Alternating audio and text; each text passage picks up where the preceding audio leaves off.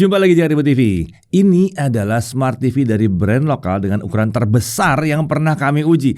Layarnya 100 inci. Ya, ini adalah Polytron EQ LED PLD 100 QV5925 panjangnya namanya ya. Smart TV 100 inci ini bisa jadi paling terjangkau di Indonesia saat video ini dibuat. Resolusinya 4K, refresh rate-nya 144 Hz, dilengkapi juga dengan QLE AI processor dan Quantum Dot Color yang disebut bisa menawarkan tampilan yang keren nih ya. Fitur Dolby Vision dan Dolby Atmos tersedia di TV ini. Fitur untuk gaming seperti ALLM, VRR, dan Game Mode juga ada. Oke, langsung aja kita bahas TV yang satu ini.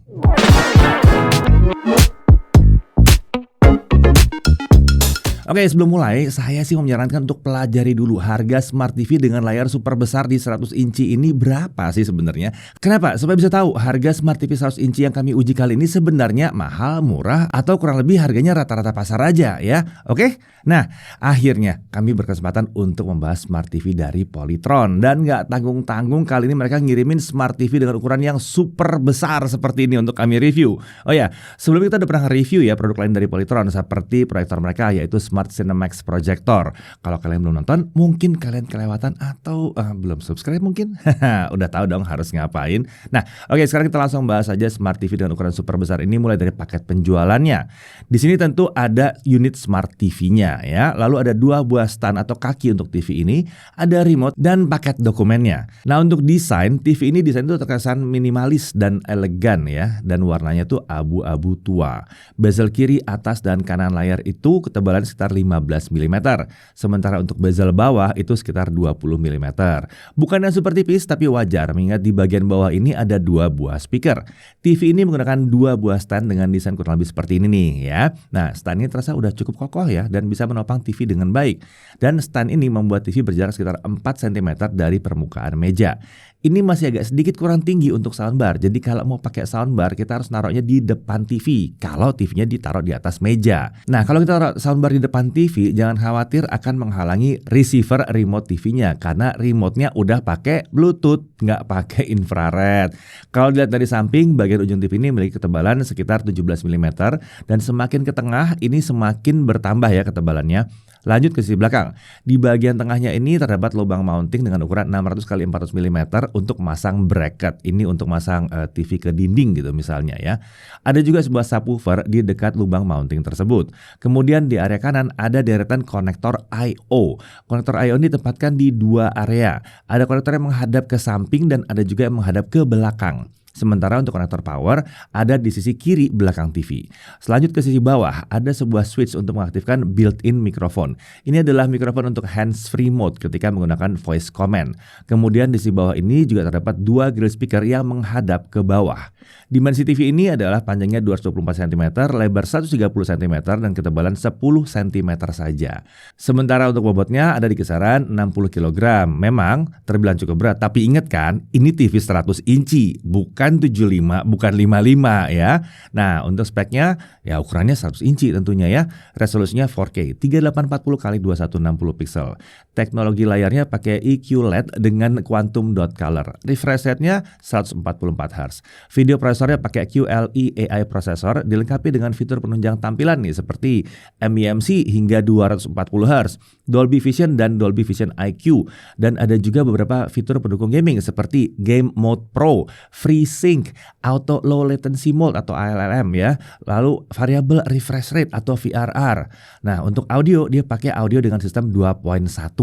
Ada 1 subwoofer 20 watt dan ada 2 speaker 15 watt. Di sini ada juga dukungan untuk Dolby Atmos. Untuk OS dia pakai VIDA U8. Di sini terdapat voice assistant bernama VIDA Voice yang bisa dikontrol baik dengan remote maupun secara hands-free karena ada mikrofonnya tadi ya. Untuk konektivitas dia bisa pakai Wi-Fi 5, Bluetooth 5 dan juga tentunya bisa pakai Ethernet atau pakai kabel. Yang ini lebih stabil tentunya ya.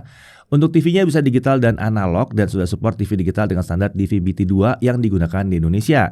Jadi kalau menonton siaran TV digital lokal cukup pasang antena aja, nggak perlu nambah-nambah STB. Nah, untuk konektor atau I/O di TV ini terbagi ke 2 area penempatan. Untuk konektor yang menghadap ke samping dari atas ke bawah ada USB 3.0, ada service port, dan ada 2 HDMI 2.0 yang mendukung input sampai 4K 60 Hz. Lalu ada 2 HDMI 2.1 yang mendukung input sampai 4K 144 Hz. Port dengan label data HDMI 3 ini bisa dipakai untuk eARC untuk koneksi ke soundbar. Lalu ada satu antena in untuk DVB-T2, ada satu antena in untuk DVB-S ya, ada AV in combo jack dan ada audio jack ya. Nah, konektor yang menghadap ke belakang ya dari kiri ke kanan itu ada Ethernet port, ada digital audio output, ada USB 2.0. Nah, oke, saat pertama kali nyalakan ada proses setup awal untuk VIDA yang terbilang sederhana banget sih kalau buat VIDA ini ya. Kurang lebih hanya untuk menghubungkan TV ke WiFi aja. Setelah itu TV langsung bisa digunakan.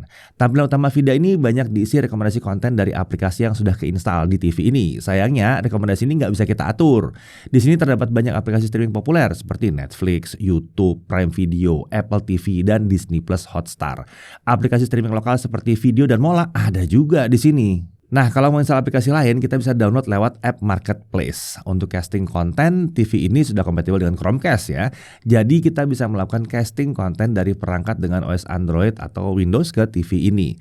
Tapi kalau mau pakai iPhone, bisa juga. Kita bisa pakai AirPlay di sini. Sementara kalau butuh screen mirroring dari Windows atau dari Android, kita bisa pakai fitur screen sharing. Nah, kalau butuh memutar atau memasang file dari storage berbasis USB, kita bisa pakai port USB di TV ini. Ini bisa untuk file video, audio, dan gambar juga bisa. Port ini bisa juga digunakan untuk memasang storage untuk fitur recording atau yang bisa dikenal dengan personal video recorder ya, PVR.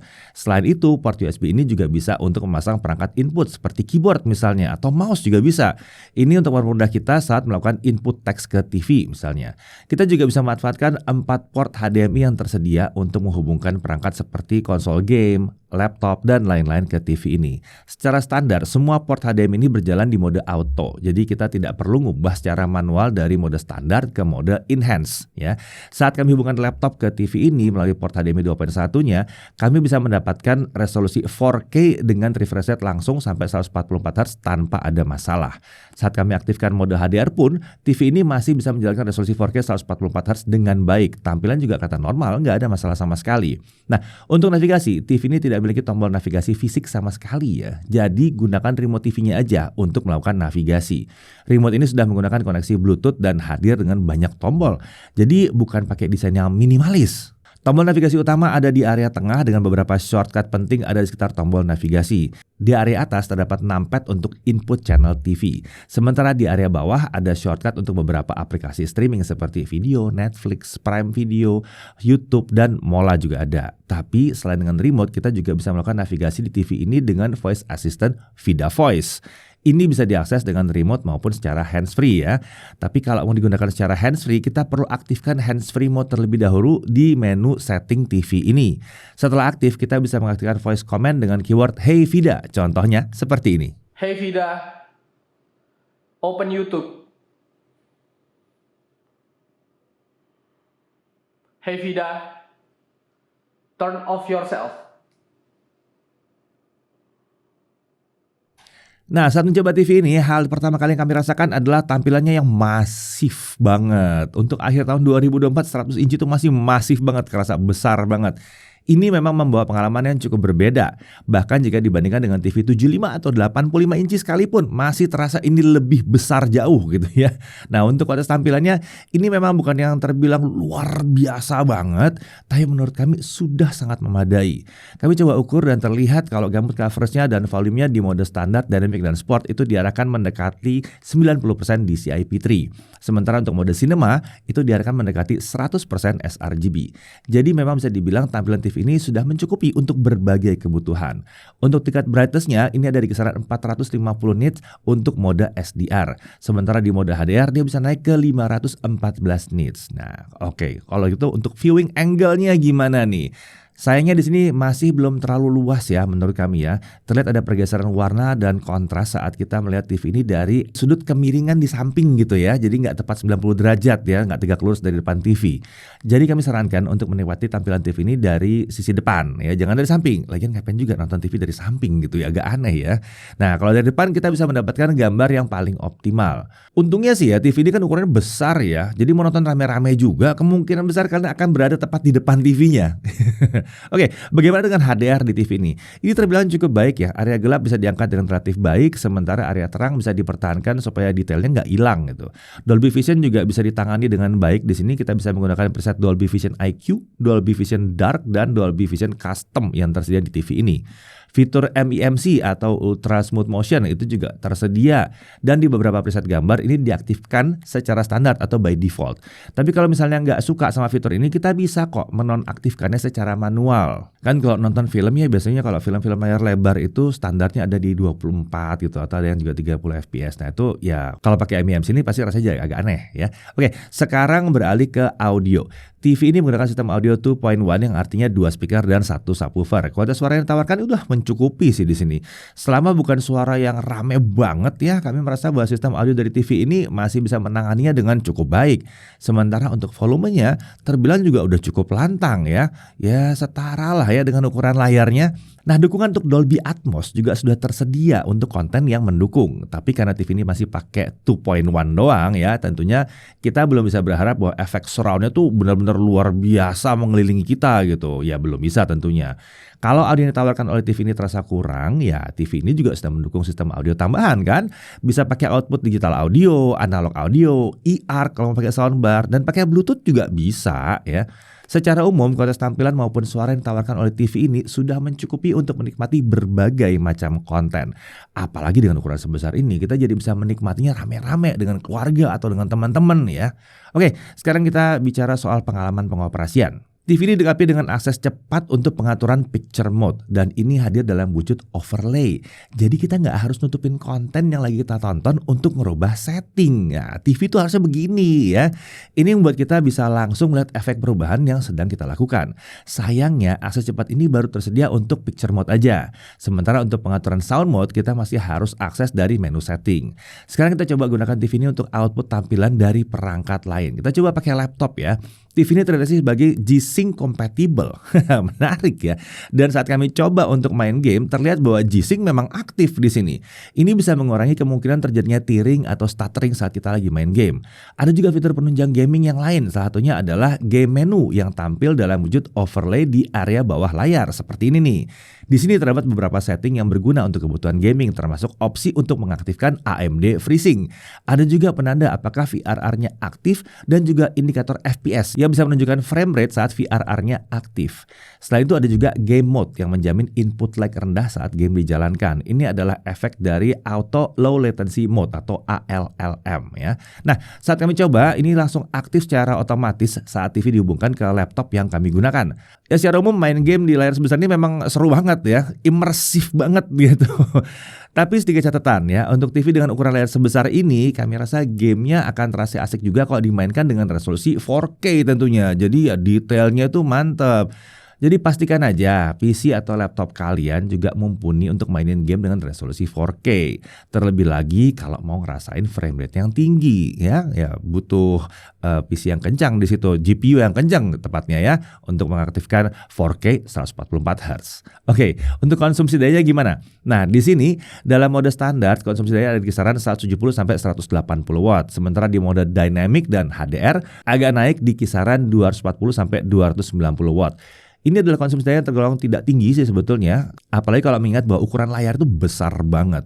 Oke, untuk harga, TV Polytron yang satu ini dijual dengan harga kisaran 30 jutaan. Masih ingat kan? Ini layarnya 100 inci ya. Di tahun 2024 akhir ini harga ini cukup mengagetkan kami sebetulnya. Untuk harga pastinya serta info garansinya silakan cek langsung aja di deskripsi. Yang jelas kalau urusan garansi harus nyaman ya. Kan Polytron udah bukan produsen kemarin sore lah ya.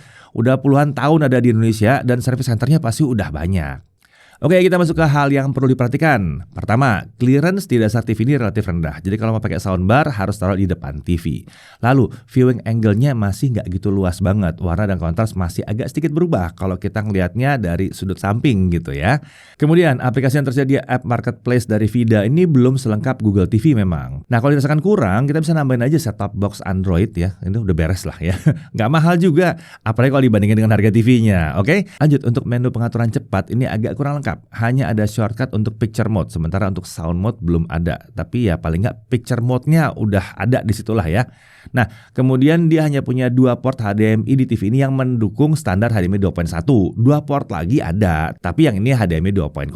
Seenggaknya semua portnya udah bisa 4K lah. Dari sisi menariknya tentunya layar super besar 100 inci, refresh rate-nya sampai 144 Hz di resolusi 4K, VRR dan ALLM tersedia, ada game mode dan game menu juga.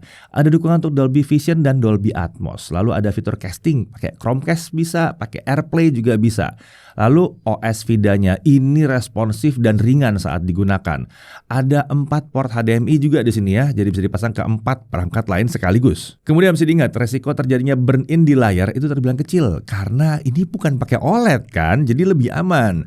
Dan tentunya dia udah siap untuk TV digital Indonesia. Serta yang terakhir, yang pastinya adalah harganya menarik banget. Harganya ini membuatnya menjadi salah satu TV 100 inci paling terjangkau di Indonesia, atau malah yang paling terjangkau ya. Oke, jadi TV yang satu ini cocoknya buat siapa? TV ini cocok untuk jadi pusat hiburan di rumah yang mau menikmati TV beramai-ramai. Ukurannya sangat besar, emang memungkinkan hal itu. Bisa untuk nonton film, nonton TV, ya, dan lain-lain lah ya. Kualitas tampilan layar maupun audio yang ditawarkan memang bukan yang super premium, tapi udah cukup berkelas dan asik untuk digunakan rame-rame gitu ya. Kalau mau dipakai main game sama teman atau keluarga juga bisa nih. Main game dengan layar sebesar ini ditambah dengan berbagai fitur pendukung gaming di TV ini pasti akan membuat pengalaman gaming jadi makin asik dan makin seru. Ya, pada akhirnya kalau kalian sedang mencari TV dengan ukuran besar atau bahkan ekstra besar hingga 100 inci untuk pusat hiburan di rumah, Smart TV yang satu ini menurut kami sangat layak untuk dipertimbangkan. Apalagi mengingat harganya yang cenderung sangat terjangkau untuk Smart TV 100 inci di Indonesia saat video ini dibuat. Saya Didi Irfan, Jakarta TV.